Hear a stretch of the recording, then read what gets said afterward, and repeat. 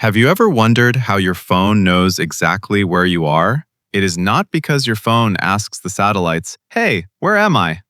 Actually, GPS works the other way around. Satellites send signals, and your phone calculates your location. GPS satellites are constantly broadcasting signals from space. Each signal contains two important things: the satellite's position and the exact time the signal was sent. Your phone simply listens to these signals. Now your phone compares the sent time with the received time, and the signal travels extremely fast, at the speed of light, so even a tiny delay tells your phone how far away that satellite is. Time, delay, times speed of light equals distance. But one satellite is not enough. One satellite only tells your phone, "You are this far away." That means your location could be anywhere on a large circle, so your phone needs more satellites. With multiple satellites, each one gives a distance. Those distance circles start to overlap. The point where they meet is your location. This is called trilateration, not triangulation. GPS uses distance, not camera vision or angles.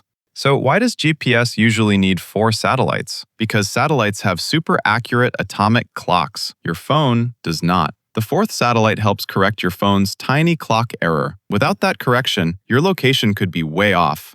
But GPS is not always perfect. Tall buildings can block signals. Signals can also bounce before reaching your phone. And indoors, the signal can become weak. That is why your location sometimes jumps around on the map. To make location faster and more accurate, your phone combines GPS with other data. It can use Wi-Fi, cell towers, motion sensors, and maps. That is why your phone often finds your location quickly, even before GPS is fully locked. So here is the simple version. Satellites broadcast signals. Your phone measures signal time. That gives distance. Multiple distances create trilateration. And finally, your phone calculates your location. GPS does not see you. It calculates your position. Don't forget to like and subscribe for more animated technology explanations.